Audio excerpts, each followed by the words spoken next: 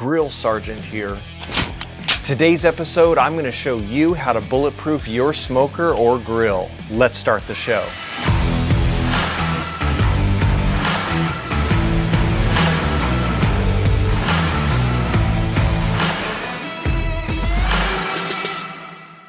Hey guys, my name's Andrew and welcome to Grill Sergeant. This channel's all about backyard barbecue fun. Now, what I mean by bulletproofing your smoker is equipping it to perform at its most efficient state. Your smoker is a heat and smoke tight chamber. If heat or smoke is coming out anywhere other than your top stack, your smoker is running less efficient than it can. Today we're going to be looking at a bunch of products that are going to help bring this smoker to its most efficient state. So let's get started. Your main smoke and heat loss is actually going to come where the barrel lid meets the barrel. So any gaps in between the barrel lid and the barrel, you're going to have smoke loss. You also want to do kind of just like a walk around your smoker and identify if it actually has any openings or holes. I mean, if there's a hole there, that's convenient if you're running probes inside your smoker, but at the same time, that is an exit to where smoke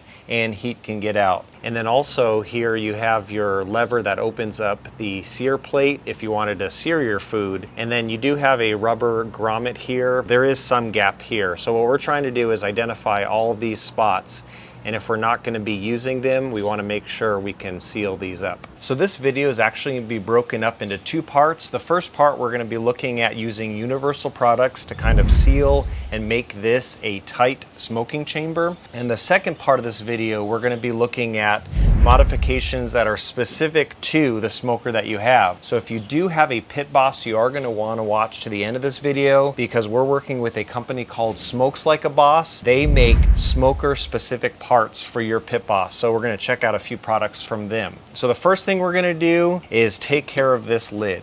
Now the first thing we're going to be looking at is a product called LavaLock Tape, and I will put all the links to what I'm going to be putting on this smoker. It's going to be in the description field. But how this tape works is this actually gets attached to the outside rim of the inside of your lid, and when you close your lid, it now makes a flush and tight seal around the bottom barrel of your smoker. You see how you have this lip right here? Your heat and smoke is going to escape. I see a lot of people do this wrong, and they'll put the tape on the barrel of the smoker instead of the lid, and the instructions actually say to put it on the lid because you want the weight of the lid to be pressing down onto the barrel of the smoker. Once you put this on, you just leave it for 24 hours and it forms a awesome seal. So we are going to get started with that, but you're going to run this on the top of your smoker, and what you're trying to find out is where you're going to need to cut. All right, so you're going to want to basically take a razor blade or a sharp knife and then cut where we made our mark. You're going to peel that back. This is going to be the sticky adhesive side, and so you're just going to come up to the corner edge and you're just going to press down, and you don't necessarily want to pull on the gasket itself. You just want to line it up and press down on that adhesive part. Now, if it does run over a little bit on this side, that is okay. You can basically come in with your knife or a straight edge and you can cut this part off. We have the first part on, so now when we close our smoker, that is now making a tight seal with the bottom. And so what I'm going to do now is do the sides, and so we'll come back when I have the lid done.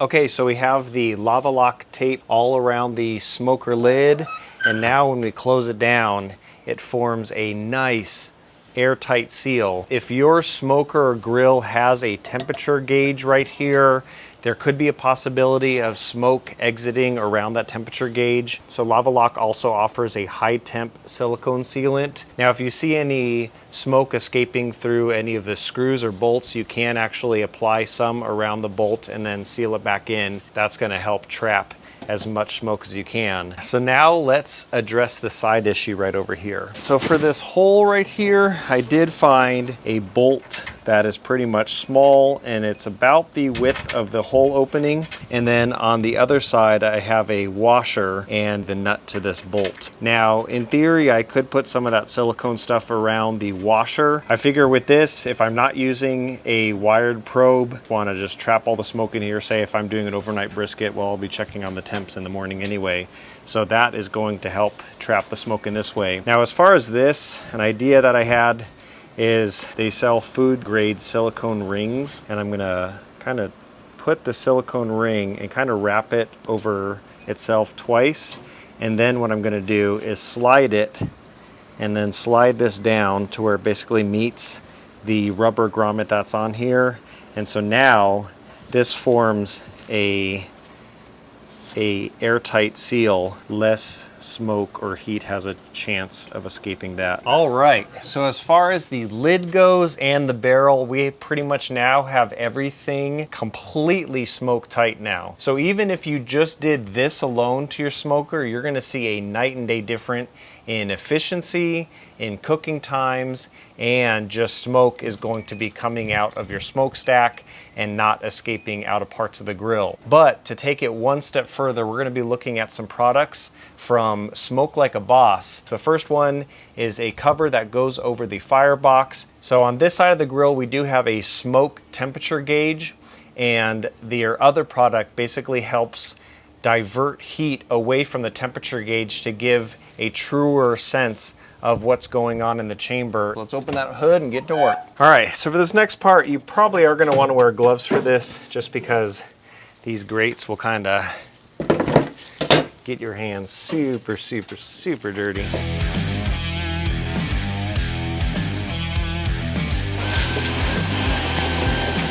Now you'll notice the inside temperature probe runs right along here, and your heat deflector butts up against this. But what happens is there's a small gap on the underside of the heat deflector that allows heat to kind of basically brush up right against here. And the smoker will think it's running hotter than it actually is. Smokes Like a Boss actually invented this thing that now the heat deflector will sit flush along this ridge.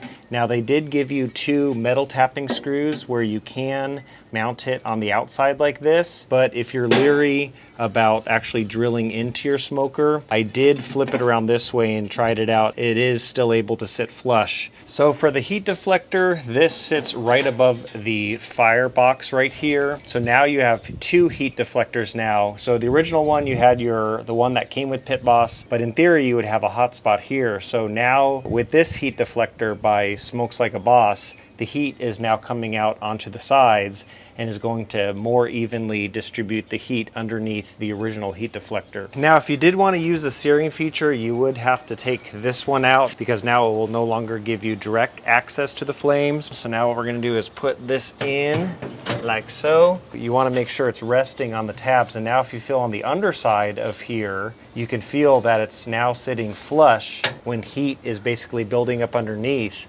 you're not going to have a flow of heat that would then be able to touch the heat probe, which is right here. All right, now that we got all the mods in place, let's see this bad boy in action. We are going to hit the power button, and when we're gonna start seeing smoke come from here, then we're gonna know it's time to close the lid and then just let her come up to temperature, and we'll check for airplanes flying over. All right, so right when we start seeing smoke coming from the barrel, we're gonna close her up, let her come up to temperature, and then we'll see how she runs. All right, I'm starting to see smoke, so now let's close down this lid and let the smoker come up to temp. And we're seeing tons of smoke and heat coming out from the top stack, but all around here, we're seeing no smoke escaping the barrel. All right, for my last test, we are going to take some temperature probes. I have some potatoes that I sliced in half so they're elevated above the grate level, and so we're just gonna plug all 4 in. I'm gonna let these even out just for a little bit, and then about 5 minutes, we'll see where we're at. 5 minutes later. All right, so before I lift the chamber, this is pretty interesting. So we have these set up grate 1, 2, 3, 4. When we did the biscuit test before, the hottest part was this 4th grate. And if you see here, this 4th grate is running at 233. Grate 3 is running at 238. Grate 2 is running at 233. And then grate 1 is running about 217. So this runs a little bit cooler still on the left side, but it did look like it actually evened out from grate 2 to 3. They're now reading the same temperatures. I would say this actually did help a lot, especially because when we did the biscuit test, the biscuits were a lot more burnt on this side. I do like that in this range, this is a lot more even. So if I were to put a brisket here, I know that there's gonna be no hot spots within the zone. So I'm pretty happy with that. All right, guys, that wraps up today's video. If there's any mods that I missed that you did to your smoker, let me know in the comments. I'd be happy to learn from you guys. And if you have any questions, do feel free to reach out in the comment section. Other than that, thank you guys for watching. I'll see you guys in the next one, all right? Grill Sergeant out. Hooah!